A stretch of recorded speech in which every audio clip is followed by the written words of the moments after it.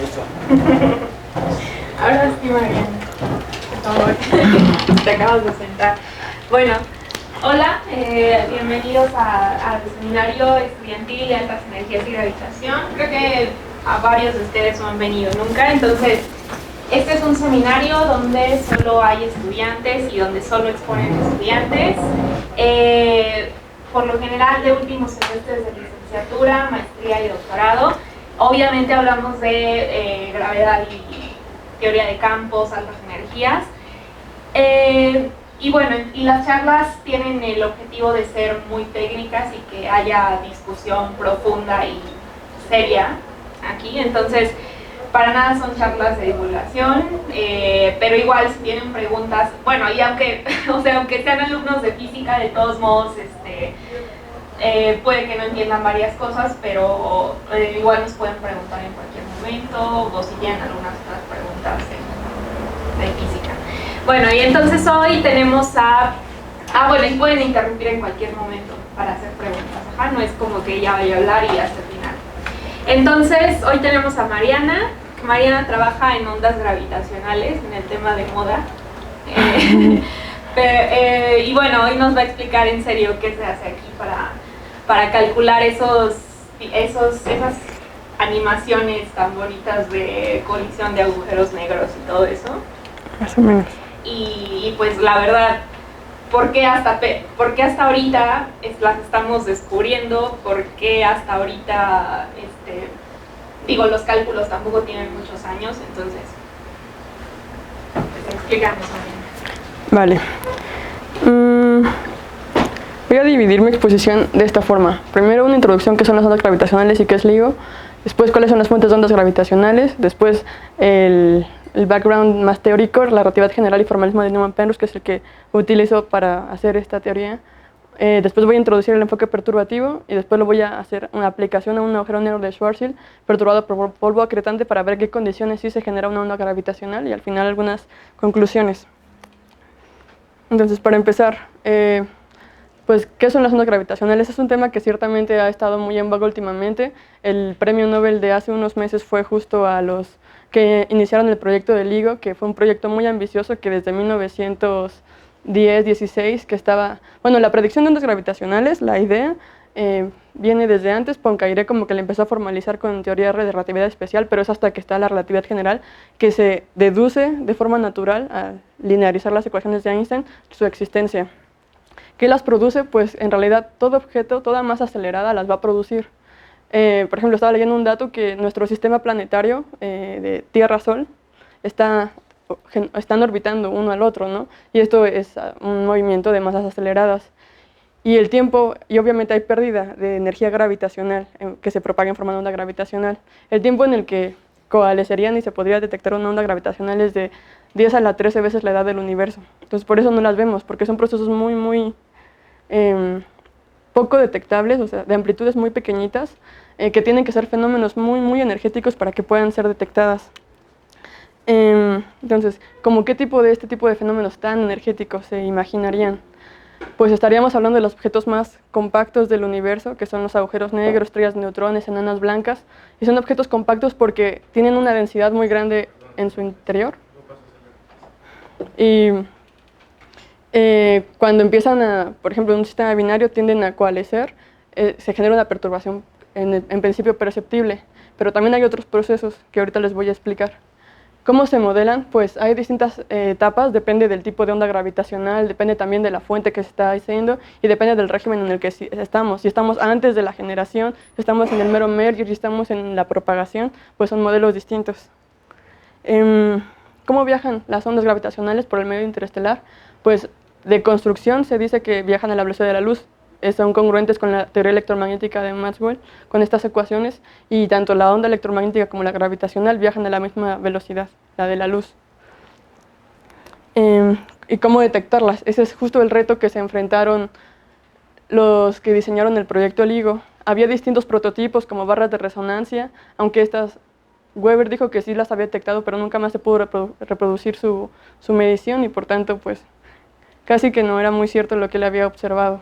Entonces, para poder detectarlas se utilizan interferómetros, que son objetos tienen que ser muy extensos en sus brazos, Por eso en LIGO los brazos miden más de 2 kilómetros, pero pues imagínense que tienen que ser tubos al vacío con láseres que están mandándose por los 2 kilómetros y con una precisión muy alta para detectar cambios en el tiempo del orden de,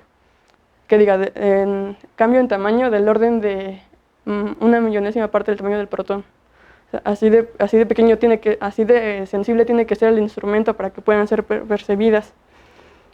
Estos son prototipos de interferómetros.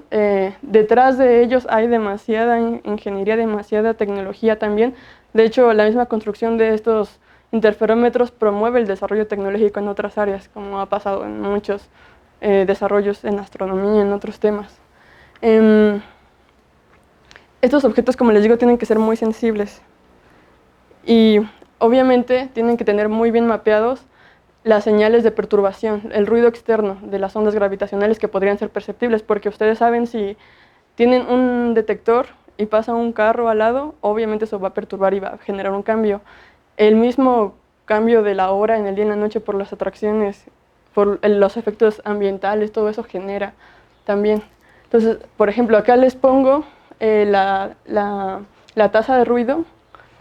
Una cosa antes es que las ondas gravitacionales, como las electromagnéticas, también tienen un espectro amplio que se pueden emitir a todas las frecuencias. Por ejemplo, aquí vemos que el LIGO está hecho para medir desde frecuencias de 40 Hz hasta 1000 Hz. O sea que cubre un espectro muy amplio de ondas, tanto ondas cortas como ondas muy largas puede medir. Sobre todo es más efectivo en intervalos entre 100 y 200 Hz. Bueno, supongo que ustedes también son físicos o algo así, ¿sí, no? Bueno, es lo mismo como tener una ecuación de onda electromagnética, nada más que ahora es en un espacio de 4 dimensiones, 2 coordenadas espaciales, una temporal, pero también tenemos una ecuación de onda, una frecuencia asociada, una longitud de onda asociada, y también tiene atenuación. La atenuación es como el inverso de la distancia al cuadrado. Entonces, por eso, mientras más lejanas estén las señales, más improbable es que las podamos detectar. Las fuentes de ruido, por ejemplo, vienen de efectos térmicos, efectos mecánicos, misma pérdida sabemos termodinámica que ningún proceso es 100% eficiente y siempre estas pérdidas de energía a estas escalas son muy significativas. Entonces, LIGO está ahorita en fase de reactualizarse para poder ser cada vez más sensible, porque aún con todo este control de ruido, pues no se han hecho tantas detecciones y se puede refinar todavía más. ¿Cuáles son las fuentes que LIGO puede detectar? LIGO las clasifica en 4 tipos. En ondas gravitacionales transitorias con forma de la señal, transitorias sin forma de la señal, de ondas continuas en la banda narrow, es delgada, ¿no? Sí. En la banda continua gruesa y tienen distintos procesos astrofísicos que las generan. Entonces se los voy a ir explicando. El primero es los de transitorios con una forma de su señal bien definida, como en este caso. La coalescencia de los sistemas binarios es una onda que no es continua porque tiene un crecimiento significativo y después se va disminuyendo. Y estas son las señales detectadas en la primera detección. Entonces, como ven, estos son modelos teóricos computacionales y esto es lo que observaron. Entonces, esa es la forma en la que LIGO le hace para predecir la fuente que fue detectada. Encuentra su señal y la empata con todos los templates de combinaciones. Por ejemplo, para sistemas binarios, hacen plantillas de ondas gravitacionales para distintas combinaciones de masas. Por ejemplo, masa de 10 un agujero negro con 10 masas estelares con uno de 20. Y esa sería la señal. Después hacen otro modelo con una de 15 y una de 25. Y así van generando muchos templates. Por ejemplo, para este caso tienen alrededor de 700 templates. Entonces ellos reciben la señal en tiempo real y en tiempo real también entra una primera fase en la que se va empatando señal template tras template. Y así van diciendo, nuestra señal es más parecida a un template tipo sistema binario de agujeros negros o más similar a un sistema binario tipo estrella de neutrones. Entonces así le van haciendo. Entonces, de hecho, por eso no es tan 100% certero que la última detección sí haya sido estrellas de neutrones, ¿no? Porque más bien es lo más probable. Hay templates para los 4 tipos que mencionaste. Ajá. Sí, y cada uno, por supuesto, tiene mucha física detrás, muchas también suposiciones para poder generarlos y regímenes en los que son válidos. Entonces, este es el que más más probable era detectar, porque los objetos compactos tienden a, bueno, en el merger tienden a generar muchísima energía. Bueno, de la ecuación de Einstein, E igual a mc al cuadrado, si ahí ponen una masa de 3 masas solares, pues la energía gravitacional es enorme, que es más o menos el estimado de la primera detección de ondas gravitacionales. Luego, están las ondas transitorias sin una forma bien definida, como son los GRBs. Bueno, GRBs, que son destellos de rayos gamma, pero también puede haber GRBs análogos en ondas gravitacionales, destellos de ondas gravitacionales. Estos destellos, estos bursts, no son bien definidos, no se entiende si no se entiende la física que hay en su generación, no se puede generar una plantilla. Entonces, estos por lo general son, esta parte, aquí se ve relativamente bien definido, pero en realidad si ustedes los vieran sería muy caótico, así como un electrocardiograma, algo así. Entonces eso es no tener una señal bien definida. Estas señales se esperan que tengan una duración de menos de un segundo, que cubran frecuencias entre 45 y 2000 Hz. ¿Y qué tipo de cosas podrían generar un destello de repente de ondas gravitacionales? Pues por ejemplo una supernova que sea no simétrica. Una supernova es una estrella que está explotando y generando un gas se arroja muchas condiciones. Eso mismo se sabe que genera bursts de ondas electromagnéticas. O el reto es también saber que también pueden generar bursts de ondas gravitacionales. Entonces, sí, que no sea simétrica para que también tenga momento cuadrupolar. Ajá, exacto, porque una cosa muy importante para que se genere una gravitacional es que haya excitación del momento cuadrupolar, que si lo ven en expansiones de series de la onda, necesitan que sea no simétrica el fenómeno que lo genere. Entonces, si la supernova fuera simétrica, así todos del mismo lado así, pues no se genera. Pero de por sí todos los procesos en la naturaleza suelen ser caóticos, no simétricos. Entonces sí es probable. ¿Por qué un sistema binario con masas grandes produciría un burst en lugar de los patrones de otros sistemas binarios? Pues también generarían de las otras. Y en este caso, además, si por ejemplo hay involucrado campos magnéticos, momento angular, este tipo de cosas, eso lo complica más. Y también, por ejemplo, la última detección de estrellas de neutrones, esta tuvo una señal distinta a cualquiera de estas. Ahorita se las voy a enseñar al final. Oye, Manuel, ¿y cómo calculan esas cosas? ¿Cuál es la estimación de cuánto puede durar la onda o en qué frecuencias va a estar? En la ecuación de onda te da soluciones y ya, ¿no? Pero pues eso tiene que ver más con ecuaciones de estado de los sistemas que los están generando. Por ejemplo, si son estrellas de neutrones, para poder estimar la onda emitida, pues se necesita saber una ecuación de estado de la estrella de neutrones, que de hecho es algo que ahorita con la última detección están intentando acotar estos modelos, estas ecuaciones de estado, es lo que se está haciendo. Entonces, eso. Y bueno, a partir de esos modelos es donde se van poniendo cotas. Y en realidad también puede haber destellos de más de un segundo, nada más que son otros modelos y otro intervalo de frecuencias esperado. Bueno, la importancia de poder detectar estos es que, como les decía, tanto genera radiación electromagnética como gravitacional. Y si se conoce la radiación electromagnética, la astronomía de ondas electromagnéticas está mucho más desarrollada que la de ondas gravitacionales.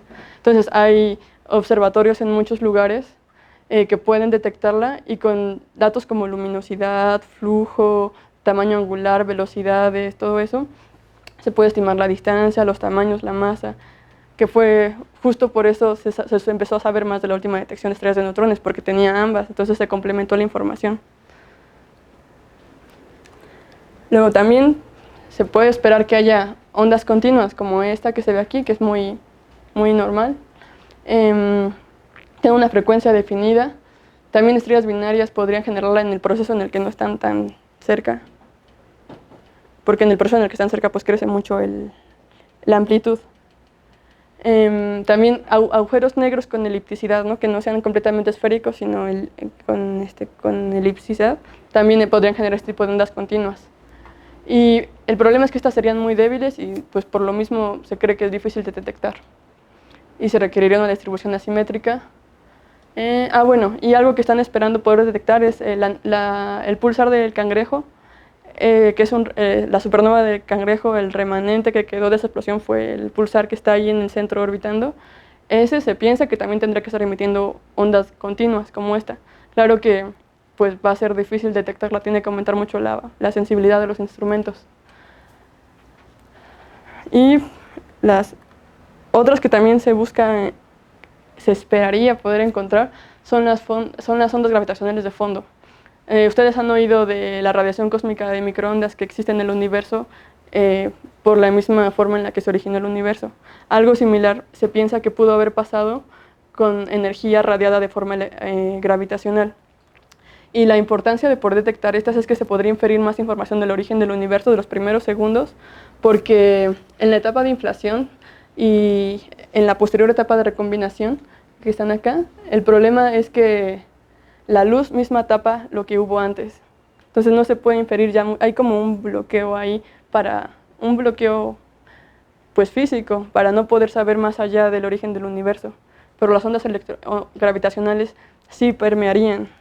O sea, la luz no las atenúa, no las hace no verlas. Entonces por eso, pero nada más que pues se necesitaría otra vez aumentar la sensibilidad muchísimo se piensa que en algunas décadas a lo mejor se puede empezar a detectar esta radiación de fondos gravitacional. Igual de la misma forma que con la radiación cósmica de fondo, si ustedes ven un mapa del universo completo, pues es relativamente homogénea, está distribuida de forma. Algo así se vería con las ondas gravitacionales. De todos lados veríamos una emisión similar, promedio, de ondas gravitacionales. ¿Y qué tan pequeñas son estas comparadas con las que han detectado hasta hoy? No sé bien de qué amplitudes tendrían que ser, pero pues seguro que mucho. Pues en un lugar leí que esperaban que en unos 30 años con otros interferómetros más potentes, a lo mejor los que piensan lanzar al espacio, todo eso se podría empezar a medir eso. Oye, y bueno, otra cosa como más para relatividad general, a las ondas gravitacionales, ¿qué les pasa en la inflación? No lo sé, de hecho ese es el tema que quiero empezar a investigar ahora, como pensar en esta etapa, porque apenas estoy llevando cosmología bien en forma, y sí todavía me falta entender más la física detrás de esto.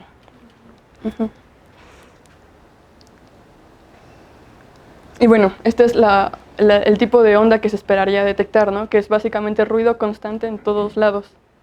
Se puede estimar la frecuencia de esta forma, tiene que ver mucho con el modelo teórico que se esté utilizando. Por lo mismo, también las ondas gravitacionales son pruebas de la relatividad general o de cualquier otra teoría de la gravitación, porque si se ajustan a un modelo relativista, pues un acierto para relatividad general, pero si no se ajustan, pues puede ser un acierto para Mond o algo así, ¿no? Ahora, de todos estos tipos que yo les acabo de resumir, en el que yo empecé a trabajar fue el más sencillo, que es la coalescencia de un sistema binario. Esta onda gravitacional se divide en tres partes. El inspiral, que es cuando los agujeros están orbitando, también pueden ser estrellas de neutrones. El merger, que es el proceso de fusión, en el que se ve un crecimiento en la amplitud muy grande. Y después el ring down, que el agujero negro resultante queda vibrando todavía. Entonces, la parte del inspiral se puede ajustar bien con teoría postnewtoniana. O sea, no se necesita recurrir a relatividad general. De hecho, si ustedes mismos hacen el problema de dos cuerpos orbitando con mecánica newtoniana, encuentran estimaciones para la energía radiada gravitacional y se ajustan bien a otros modelos, al modelo relativista. Pero se supone que necesitas sistemas binarios porque necesitas tener momento cuadrupolar, ¿no? O por eso no te basta tener una masita vibrando como una carga en una onda electromagnética. Pero si después de colisionar queda el agujero negro resultante o la cosa resultante y todavía vibra, ¿por qué eso sigue causando ahí? Es que en realidad sí, cualquier objeto, una masa, por ejemplo una estrella de neutrones con momento angular de spin, sí genera onda gravitacional por sí misma, solo que es pequeña. Por eso o sea, uno en sí mismo sí la genera, solo que es pequeña. Dos, hacen que se crezca mucho la perturbación. si han visto animaciones de esto, no sé, el espacio-tiempo perturbándose de forma abrupta cada vez más. Creo que tiene relación más con eso, sí, porque lo otro sí también genera. Porque el ring down, justo, esto es la última etapa y es la que se detecta muchas veces. Y es en la que yo trabajé más, en esta, el ring down. Entonces, bueno, iba en que el inspiral se puede hacer con teoría post-newtoniana, aproximaciones newtonianas. El merger sí requiere relatividad numérica completa. Alcubierre, ese tipo de relativistas numéricos, pues de hecho, la relatividad numérica fue motivada por empezar a modelar de forma correcta las ondas gravitacionales, la fusión. Y eso fue alrededor de los 60, 70, 40 más o menos. Tuvo un crecimiento rápido todo la relatividad numérica y la física numérica también, gracias a eso. Y el ring down, que es una etapa que se puede aproximar con teoría perturbativa de relatividad general. Y bueno, sobre esto más histórico, los físicos estaban un tanto atorados con cómo seguir modelando ondas gravitacionales, con cómo resolver sus problemas numéricos. Hay muchos problemas cuando se está programando ese tipo de cosas relativistas. Y en ese mismo momento, en los 60s alrededor, se propuso un formalismo distinto que simplifica las ecuaciones de Einstein y hace que se puedan resolver de forma, por ejemplo, con integradores numéricos, ya no con sistemas de n-cuerpos, nada de esto, sino con runge-cutas, cosas así. Entonces, ¿a qué iba? Ah, sí, y entonces en los 60s, Ezra Newman y Roger Penrose introdujeron este formalismo, el formalismo de Newman-Penrose, que fue el que motivó a salirse en el estancamiento de modelar ondas gravitacionales. Y empezaron a tener más aportes otra vez, y ya. Por eso también los proyectos de LIGO se aprobaron, porque ya había muchos modelos teóricos detrás que hablaban de que sí podían ser detectadas. Entonces con esto empiezo esta parte. Estas son las ecuaciones de campo de relatividad general y son necesarias para modelar el ring down y también el merger mismo. Son ecuaciones tensoriales en un espacio de 4 dimensiones, 3 espaciales, una temporal. Del lado derecho tenemos la curvatura del espacio-tiempo y del lado izquierdo el tensor de materia y energía. Esta ecuación nos dice que la materia genera curvatura en el espacio y que la curvatura afecta a la materia. Estos son tensores que tienen que satisfacer condiciones como por ejemplo conservación de energía, claramente. En T ustedes pueden meter los campos electromagnéticos, fluidos, como ahorita les voy a mostrar. Entonces, estas ecuaciones son 10 ecuaciones acopladas no lineales difíciles de resolver. Entonces, les voy a presentar este formalismo de Newman-Penrose, que es el que yo les comenté hace un momento. Este formalismo es equivalente completamente a las ecuaciones de Einstein. El conjunto de ecuaciones que se generan en relatividad general son equivalentes al conjunto de ecuaciones de este formalismo. Y se construyen utilizando un cono de luz como referencia y a partir de ahí elegir una tetrada nula, que es un conjunto de 4 vectores ortonormales entre sí, y con ellos se construyen operadores direccionales como la proyección de las derivadas sobre estas mismas tetrada nula. Entonces, esto es definir la tetrada, definir operadores para después aplicarlas a las ecuaciones de Einstein. Se construye también la proyección de la derivada parcial y surgen de forma natural los coeficientes de rotación de Ricci, que son más o menos análogos a los coeficientes de Christoffel en relatividad general. También cuantifican la curvatura del espacio-tiempo de alguna forma y también está la derivada extrínseca. Y este formalismo utiliza el tensor de Weyl, a diferencia del tensor de Riemann, que es R, es el tensor de Riemann, es el que utiliza relatividad general. C es el tensor de Weyl, que no es más que el tensor de Riemann sin traza, pero es muy importante en este formalismo porque tiene propiedades de simetría que hace que tenga 10 componentes independientes, y al proyectar la tetrada sobre el tensor de Weyl se encuentra que el espacio-tiempo está caracterizado por 5 escalares, y esto es valioso en relatividad general. Los escalares son aquellas cantidades que no cambian entre sistemas de referencia, entre transformaciones de coordenadas, transformaciones de observadores. Entonces, estos se mantienen invariantes siempre y por eso siempre conviene formular tu física en términos de los escalares. Entonces, por eso también el aporte del escalar de Weyl, porque de los escalares de Weyl, que son estos φ0 a φ5, porque contienen la información del espacio-tiempo proyectado. ¿Esos son números reales? Bueno, ¿son escalares reales? Complejos. Complejos. Y de hecho estos escalares, como yo les digo, que caracterizan todo el espacio-tiempo, también nos permiten hacer una clasificación de los tipos de espacio-tiempos en función de los valores de los escalares de Weyl.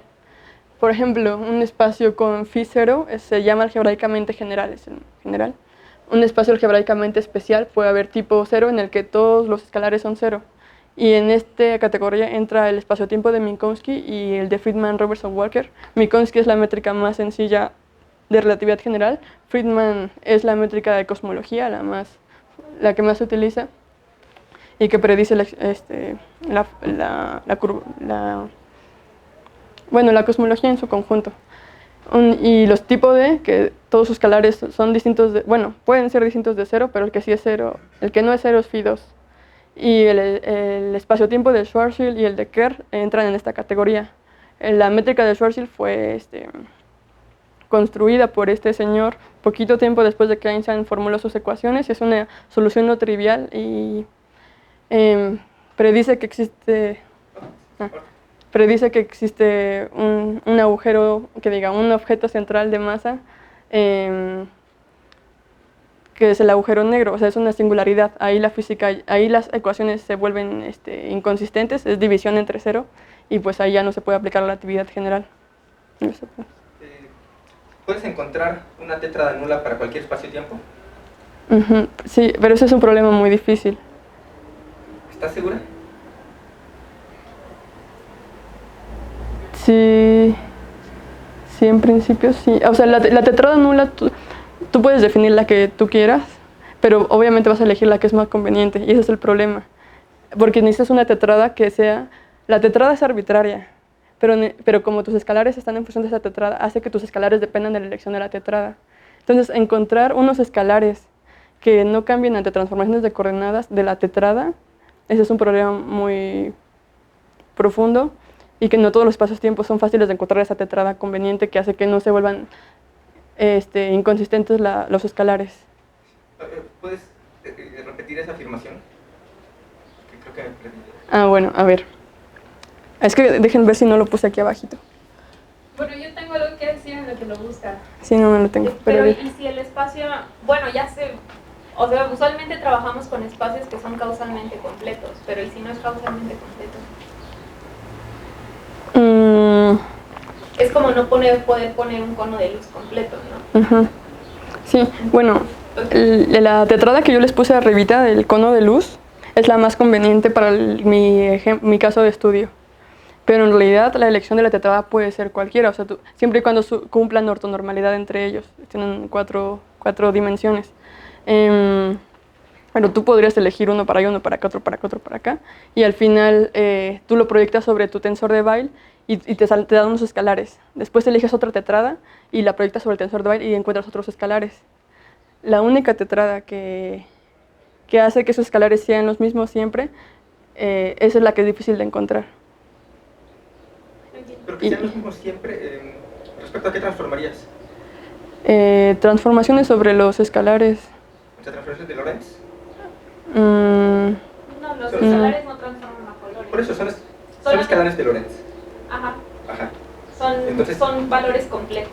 Sí, entonces tú puedes agarrar la contracción y te da unos escalares y esos no tendrían por qué transformar. Sí, ya dijo que son escalares, pero entonces no entiendo que... No, pero transforman desde que escoges la tetrada que vas a... Sí, perdón, más bien lo que transformas es la tetrada.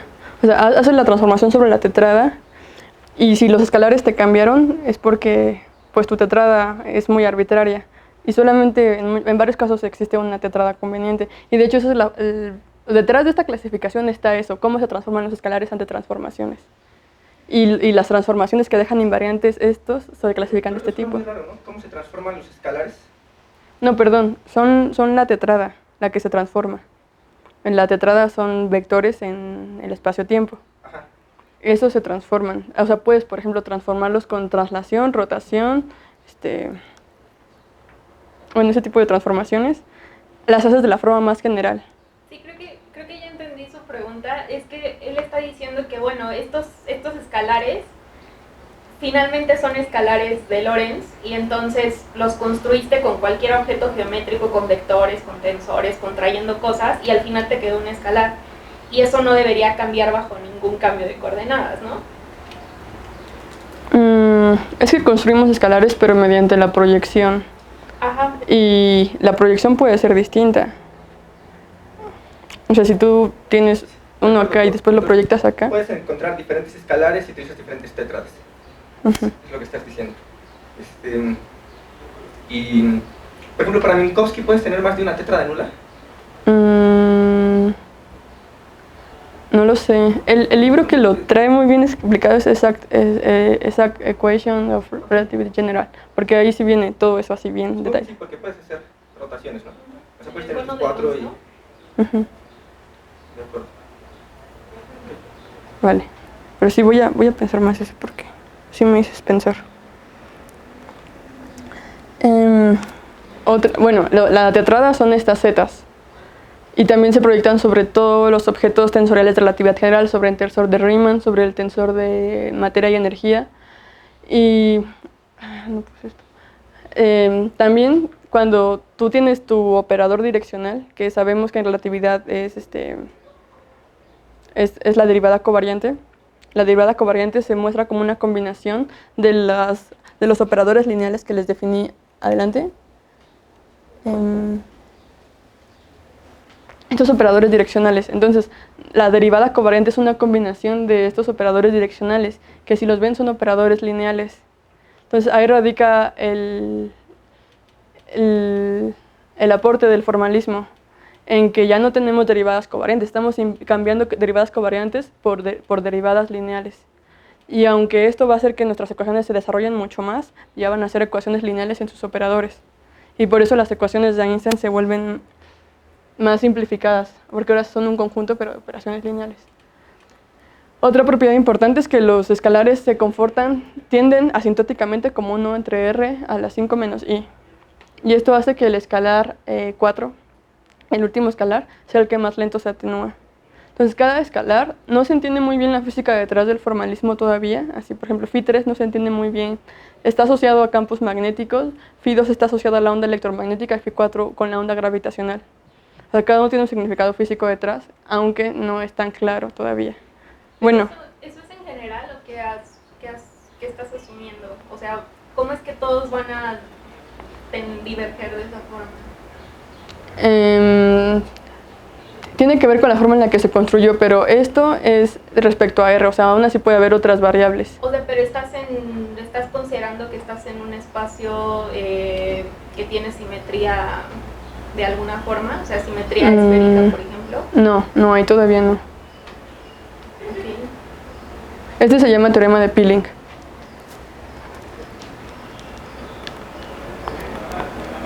Bueno, entonces finalmente, esta es una de las ecuaciones de Newman-Penrose. Solo les pongo una porque serían muchas hojas. Y como ven, la ρ, la d, pi, alfa, delta son los operadores lineales y actúan sobre los escalares de Weyl, Φ3, Φ4, Φ2. Y entonces de este lado tenemos otra vez la geometría del espacio-tiempo.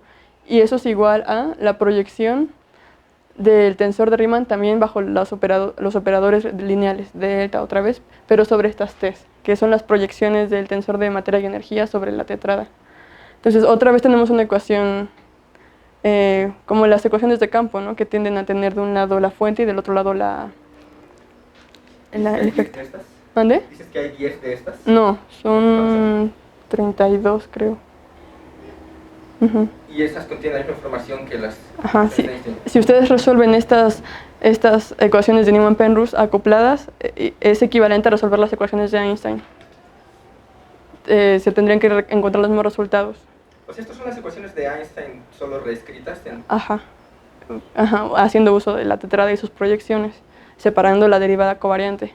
¿Y entonces cómo sacas más de 10 ecuaciones?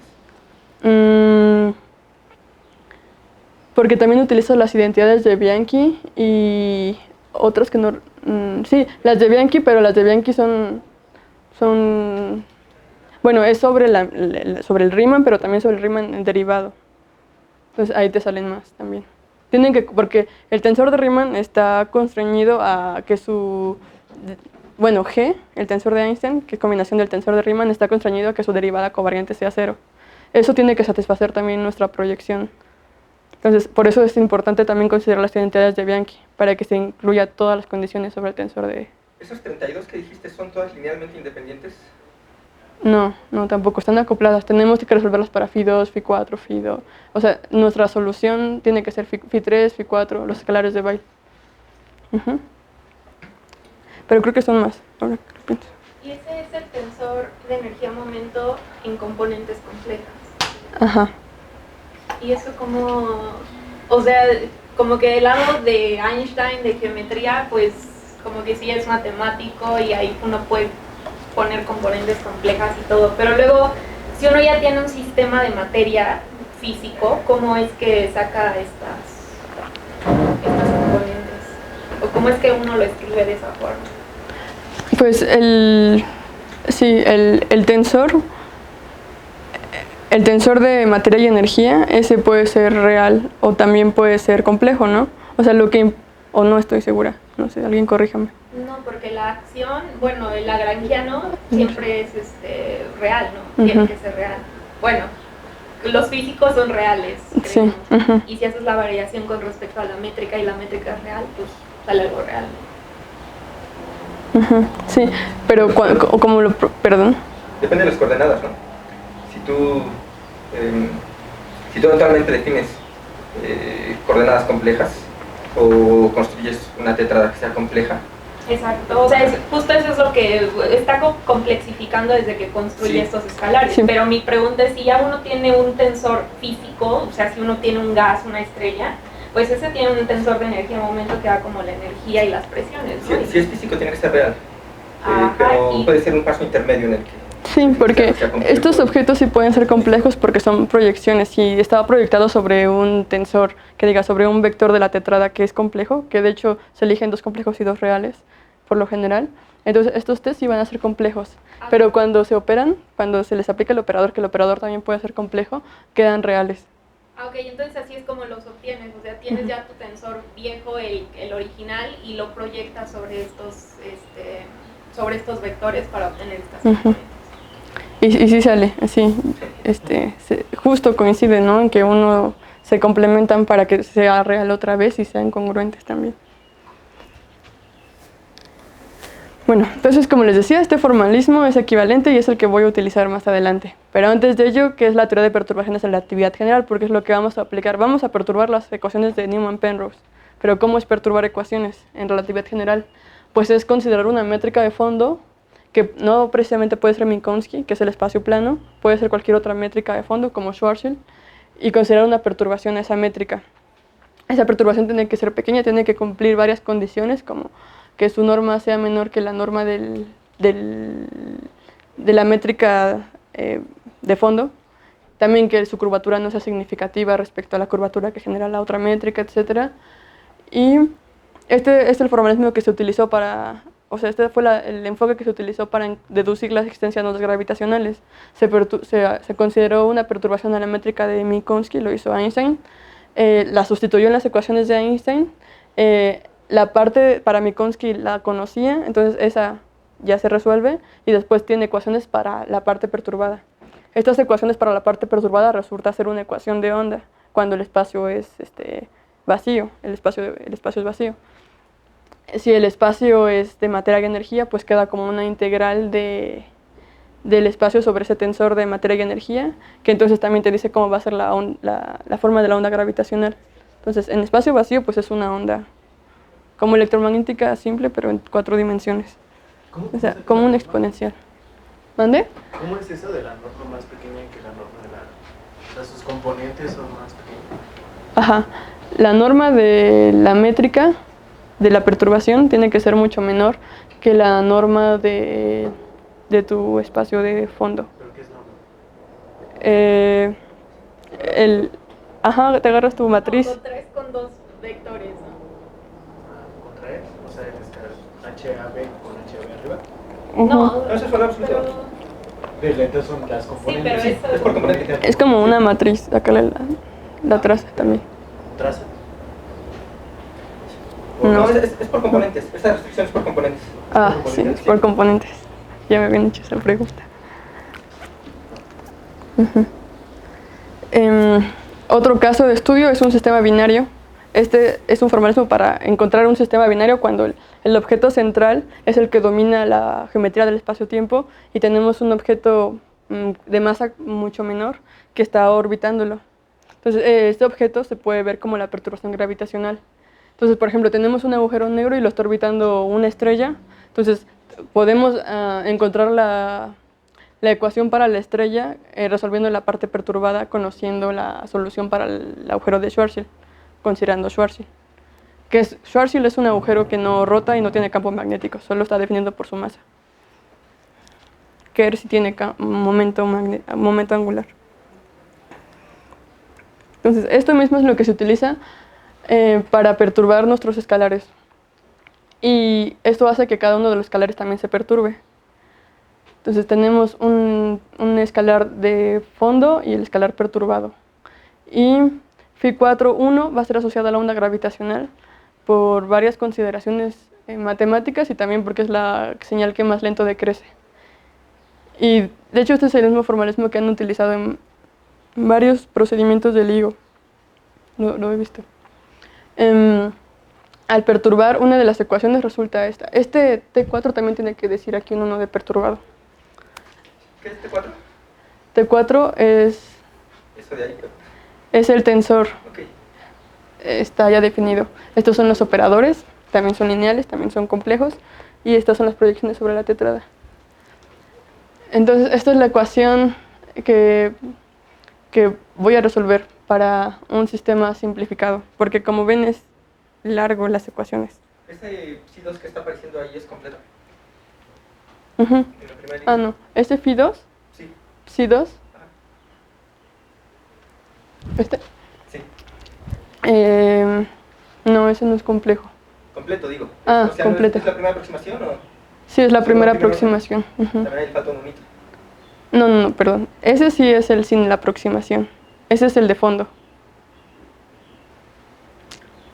Sí, cuando perturban las ecuaciones, se perturba de... Entonces le falta ahí un cerito. Ajá, le falta el cerito. Entonces, ahora, esta ecuación, la previa que les presenté, ahora la vamos a resolver, pero porque hasta acá no hemos considerado ninguna métrica de fondo ni ninguna fuente aún. Han sido un T general y una métrica de fondo general. Entonces, la métrica de fondo general que vamos a utilizar va a ser el fondo de Schwarzschild, que es la más sencilla relativamente, y la perturbación va a ser un fluido tipo polvo. Entonces, ¿cuál es el fenómeno astrofísico que vamos a estar modelando? Pues va a ser un agujero negro central que tiene acreción de polvo y esto hace que esté perturbado. Y esto simula al proceso de Ringdown, que es cuando queda un agujero negro perturbado. Bueno, Schwarzschild tiene la particularidad de ser un espacio-tiempo tipo D, y como les mostré más adelante, esto significa que todos sus escalares, su escalar Φ2 es distinto de cero. Y muchos de los coeficientes de Ricci, coeficientes, sí, se anulan. Y también los escalares excepto Φ2. Entonces, este es un espacio en el que las ecuaciones se simplifican bastante por esas particularidades. Conviene utilizar la métrica de Schwarzschild en su forma estándar, que es esta, que también es la de Eddington, porque solamente tiene una singularidad en el horizonte de eventos, a diferencia de la forma más común, que tiene singularidad en el horizonte de eventos y en el centro, pero esta no. Entonces esta nos permite como penetrar en el horizonte de eventos, por eso es utilizada. Justo acá les demuestro que tiene una singularidad en R igual a 0 física, y para eso este es el escalar de Krishnan, y es la contracción del tensor de Riemann. Y resulta esto, y obviamente en R igual a 0 se determina. Entonces como esto de aquí es un escalar, entonces en todo sistema de referencia es indeterminado. Entonces por eso es una singularidad física, no solo matemática. Perdón, estas son las de Schwarzschild en forma estándar y estas son las penetrantes. Estas son las que voy a utilizar. Entonces, como pues el problema con estas coordenadas es que tienen una derivada temporal y espacial cruzada de t y de r, a diferencia de la de arriba, donde la parte temporal era separada de la parte espacial, y acá no. Entonces, mucho del problema para resolverlo es poder separar eso. El tensor de materia y energía que vamos a considerar es un fluido tipo polvo, que polvo significa que no tiene presión. Entonces, si han visto el tensor del fluido completo, pues no tiene parte de presión, solo la densidad, es la densidad del polvo, y U alfa y U beta son las componentes de la velocidad. Obviamente tiene tiene que conservar materia y energía, por lo tanto su derivada covalente es igual a 0. Vamos a considerar también un caso simplificado en el que la velocidad de caída del polvo es radial. Significa que solamente está cayendo de forma recta, sin componentes angulares. Y esto va a ser para simplificar la resolución de la ecuación. Y bueno, la forma explícita de las componentes de la velocidad pueden ser encontradas haciendo uso de las ecuaciones de Euler-Lagrange. Ese es el lagrangiano del espacio-tiempo de Schwarzschild, y haciendo su derivada para encontrar la cantidad conservada, que es la energía, podemos encontrar estas componentes. Entonces ahí ya tenemos esta parte resuelta. También tiene que cumplir la dinámica del fluido, que son las ecuaciones de Euler, que se reduce a esta para cuando U solo es radial y temporal. La tétrada conveniente pues va a ser sobre el cono de luz, que toma estas expresiones. L mu, esas son sobre el cono de luz. L mu prima es su complemento, su complejo conjugado. Y los coeficientes de rotación que no se anulan son estos nada más.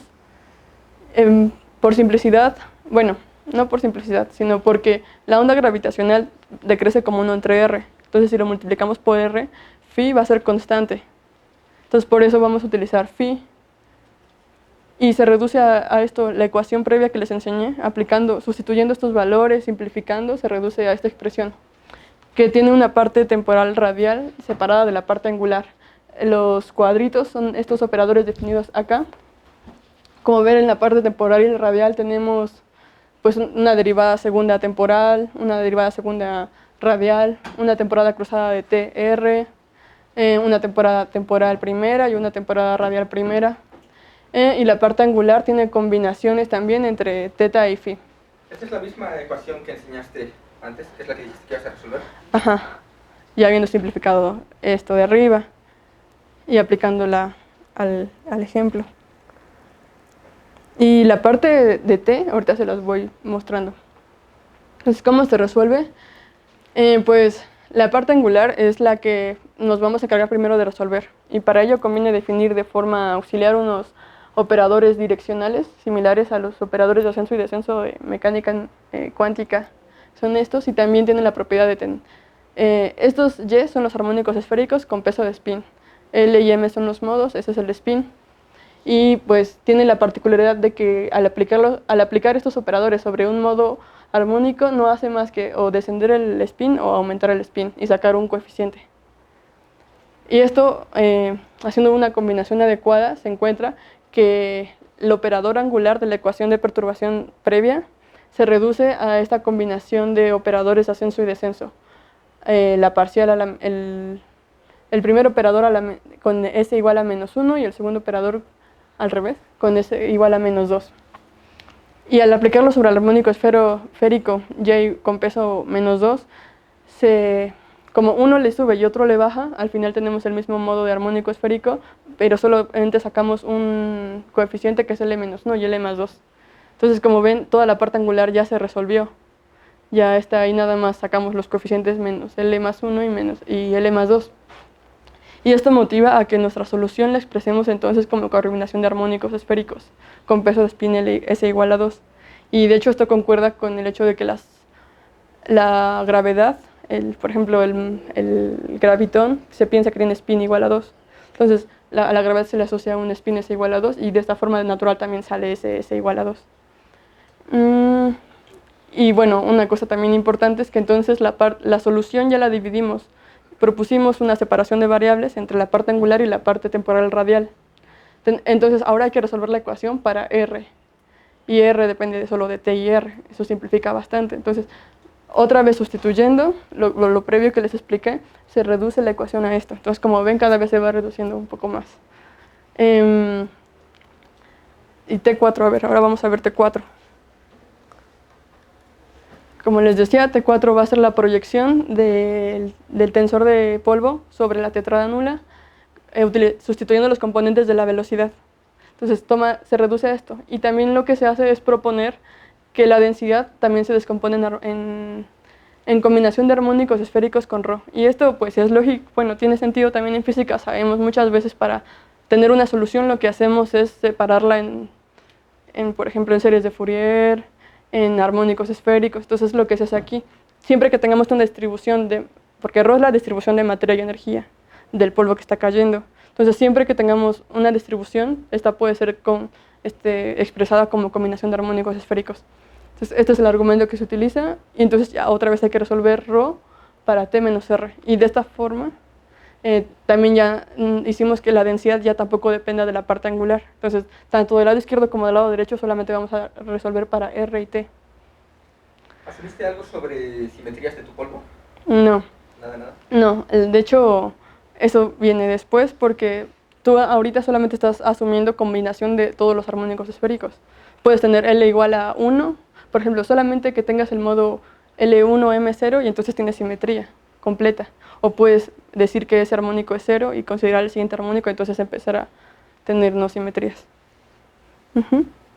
Bueno, esa es la ecuación que se obtiene al final y es la que se resuelve. Y como ven, solamente son derivadas primeras y segundas de dos variables. Entonces, esto se puede resolver con un integrador Runge-Kutta. Y estas son las soluciones que muestran. Estas soluciones son para L igual a 2, L igual a 3, L igual a 4, se varía el modo. Y bueno, antes de ello, en esta ecuación se ve que el modo L igual a 0, L igual a 1, van a anular toda la parte derecha de la ecuación de acá. Entonces por eso es a partir de L igual a 2 que se requiere, que se obtiene una onda.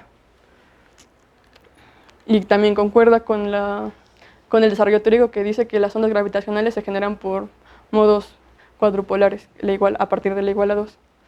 Entonces, como vemos, es una señal que crece, tiene un envolvente. La envolvente está dada por el cascarón de polvo. El problema con esto es que todavía tenemos que reescalarlo, encontrar las amplitudes en las que está, porque son unidades geométricas en relatividad general, G igual a 1, C igual a 1. Y bueno, acá se muestra también una gráfica comparada con el valor absoluto de phi. Es logaritmo. Pero las amplitudes relativas sí son correctas, ¿no? Sí. Y bueno, se considera que el pulso inicial es gaussiano. Entonces, el pulso inicial es gaussiano, pero después se descomponen los armónicos esféricos. Entonces, que sea L igual a 2 significa que el polvo no tiene que caer de forma radial perfecta, simétrica, sino con combinación de armónicos esféricos. L igual a 2 es el modo que mayor amplitud genera. Y en esta gráfica vemos que la amplitud va decayendo de forma periódica también, como se esperaría, y justo va decreciendo como 1 entre R cuadrada. ¿De casualidad calculaste L igual a 5? No. Bueno, pero esperas que L igual a 5, sí. Ya, casi nulo. Y bueno, entonces este es un caso simplificado, por así decirlo, porque es un agujero de Schwarzschild. Es un agujero que, bueno, si nosotros tuvimos un proceso de fusión de dos agujeros negros, lo más lógico es que este agujero tenga momento angular. Entonces este agujero no tiene momento angular, obviamente. Entonces por eso todavía, el problema con incluir momento angular es que la parte angular ya no se va a poder separar fácilmente, ni resolver. Y también puede haber otras formas de resolverlo, como considerar un fluido más completo, con presión. A lo mejor incluir la ecuación de estado de la materia que está ahí. Entonces, las ecuaciones están ahí, se pueden resolver, pero conforme menos suposiciones hagamos, más difíciles son de hacer, y aún así es un poco más sencillo que relatividad numérica. También se pueden considerar otras métricas de fondo, como Kerr, para modelar ese agujero negro que está rotando. Se podría también considerar una métrica de fondo tipo Friedman, pero encontrar la fuente adecuada o el perturbador adecuado para poder tener un modelo de una onda primordial, por ejemplo, una onda cósmica, cosmológica. Entonces, esas son cosas que estoy pensando. Así como que por ejemplo, de poner Schwarzschild sobre De Sitter. No. Es que aquí consideramos las ecuaciones con la constante cosmológica igual a 0. ¿Qué pasa si no la apagas? Las ecuaciones de Newman se vuelven más difíciles y no las he visto. O sea, yo solo he visto su deducción con constante cosmológica igual a 0. Sí, supongo que se complica mucho más. Entonces, por lo mismo, igual y no es tan eficiente el método, ¿no? Porque está acotado. De hecho, pues mi tutor ahorita está sin saber qué paso siguiente dar, porque ya lo hicieron para un agujero negro de Nostrum, el que tiene campo magnético y momento angular, y ya se puede, digamos, encontrar una onda gravitacional de una estrella de neutrones, por ejemplo, pero el problema es que es difícil de resolver, o sea, no la han podido resolver más, y la interpretación física es difícil porque en esa ecuación sí interviene Φ3, Φ2, Φ4, o sea, están ahí incluidas todas las componentes y hay un término en particular que tiene Φ2 y Φ3 multiplicados y no los han podido desacoplar. Entonces todavía no se ha podido interpretar bien esa solución. Es Kerr-Newman, ¿no? Ajá. Kerr-Newman es en Armstrong. Y el electromagnético es Kerr-Newman. Kerr-Newman no tiene momento angular. Ah, sí. Kerr-Newman. Y bueno, lo de las estrellas de neutrones pues sería interesante porque justo es una de las fuentes más esperadas. Y ya nada más para cerrar, les comento de esta última detección que hubo de estrellas de neutrones. Esta fue una observación en la que LIGO detectó una alerta de algo que estaba ahí y al mismo tiempo Fermi, o sea, sin que se avisaran, Fermi también detectó una señal. Esta es la señal, las de arriba son las señales electromagnéticas y la de abajo es la gravitacional. Entonces, como ven, Fermi detecta más o menos en el rango de kiloelectronvolts. Entonces, el fenómeno que las generó hasta ahora, que es lo que se piensa, es una estrella de neutrones que se fusionó y en el mismo momento emitió un GRB y la onda gravitacional. Y los GRBs en realidad todavía no están bien entendidos y con esto mismo se están haciendo cotas. Y otra cosa que se me hizo también interesante es que, si ven, el tiempo en la que la onda gravitacional se emitió, separado de la emisión electromagnética, difieren de 1.7 segundos. Entonces, esto hace pensar por qué se generó después la onda electromagnética, qué proceso físico estuvo ahí que generó este delay. Y esto hace que entonces hay muchos modelos de GRBs, hay algunos que son más popularizados y otros menos, pero se están empatando para ver. De los GRB se sabe poco todavía. Entonces, con esto se está empezando a ver. Y otra cosa también notable fue que se midió la velocidad de la onda electromagnética y de la onda gravitacional. Las dos son muy, muy similares. Coinciden con ser la velocidad de la luz, pero tienen una diferencia de 10 a la menos 15 segundos. Esta diferencia, a pesar de que es pequeñita, da mucho que pensar. O sea, mi opinión es que la onda electromagnética llegó más lento y tiene que ver con el medio de propagación, ¿no? Pero también es una de las pruebas para probar el principio de equivalencia y comprobar si es cierto que la luz y la gravedad viajan a la misma velocidad. Que si no viajan a la misma velocidad, pues eso invalidaría un poco relatividad general, ¿no? Porque eso es uno de los supuestos principales. También esta misma señal por eso es tan importante poder detectar las dos contrapartes para tener más complementariedad. También fue a partir de poder detectar la onda electromagnética que Fermi tiene la posibilidad de estimar distancias. LIGO la puede detectar con la misma onda gravitacional porque la amplitud decrece como una integral al cuadrado, entonces se puede estimar R a partir de ver el decaimiento de la amplitud. Y las dos se comprobaron. La fuente estaba a 40 megaparsecs, que es la fuente más cercana de GRBs que se ha detectado en la actualidad y de todas las ondas gravitacionales es la más cercana. Las estrellas de neutrones tenían masas en conjunto el sistema binario tenía 2 masas solares. Era un sistema muy pequeñito. Y bueno, obviamente si la masa era de 2 masas estelares, la masa que se emitió en forma de radiación electromagnética y gravitacional fue pequeña. Pero fue porque estaba relativamente muy cerca que se pudo observar. Pues para que tengan un estimado, nuestra galaxia Su radio es de 8 kiloparsecs. Nuestro grupo local es de 1,5 parsec y esto fue de 40 megaparsecs de distancia. O sea, aún así estaba bien lejos, ¿no? ¿Qué más les quería comentar? Bueno, esto mismo está probando el principio de equivalencia y se están pensando otras teorías también. Y se están además acotando modelos para las ecuaciones de estado de las estrellas de neutrones. Cuando se hizo la primera detección, obviamente no se tenía esta otra observación electromagnética, pero de todos modos se estimó la distancia, ¿no? La que estaba. ¿Cómo? De esta forma en la que te digo, la amplitud decrece como 1 entre r al cuadrado. ¿Y entonces cómo se estima la amplitud o la energía? La energía radiada se mide. ¿Cómo? La energía total, digo, porque no, nosotros solamente sabemos lo que se mide aquí. Ajá.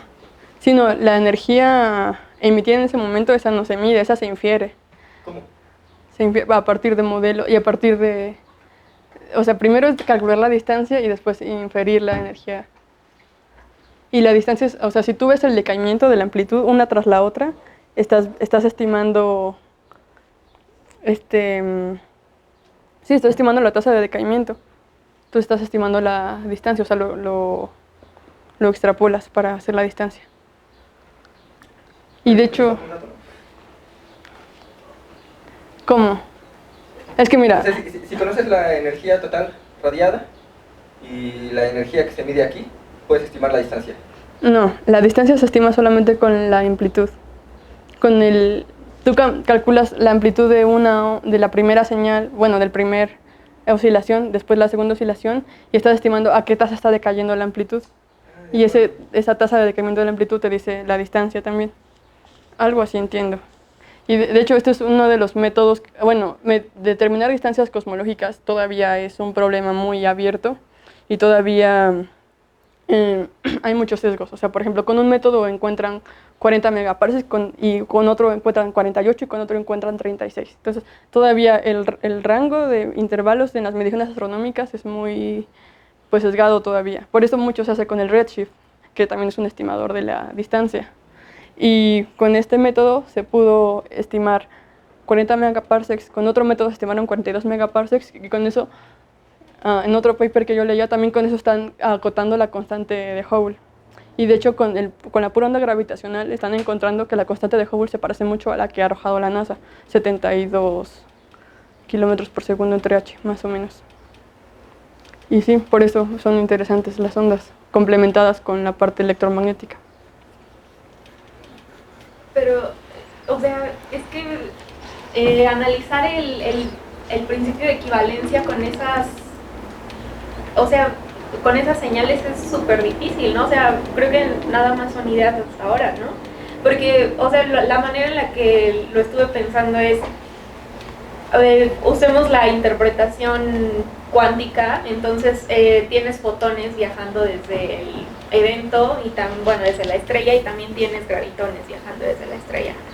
Pero los fotones tienen una constante de acoplamiento, o sea, mucho más grande con cualquier cosa que haya en medio, bueno, con materia de la que conocemos, no oscura, pero tienen tienen una constante de acoplamiento mucho más grande que la constante de acoplamiento de los gravitones o de la gravedad con la materia, ¿no? Entonces, y también si en serio existe la materia oscura o la energía oscura, esa sí tiene interacción fuerte gravitacional, ¿no? Entonces los gravitones y no sabemos nada de esa constante de acoplamiento, ¿no? Sí, de hecho, las pruebas del principio de equivalencia sí se me hicieron muy sesgadas cuando lo estuve leyendo. De hecho, el paper principal el de Nature que anunciaron la detección, ahí lo incluyen.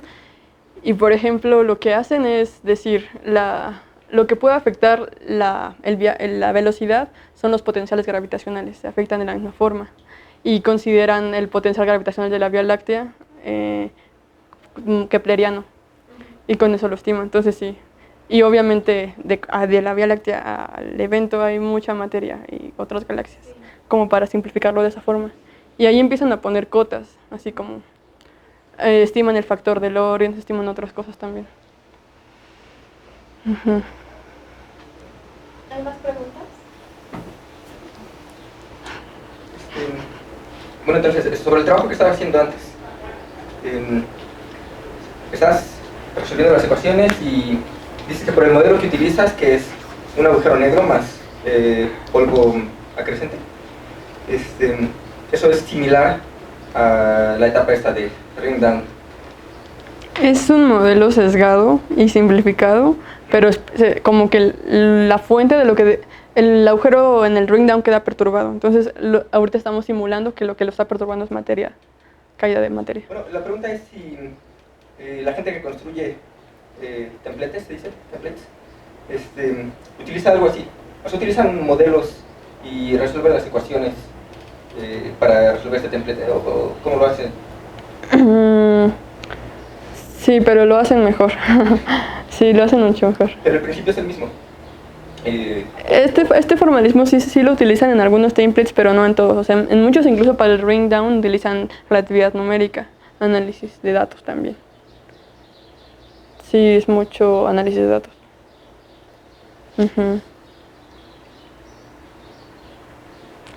¿Alguien tiene alguna otra pregunta? No. Bueno, entonces gracias.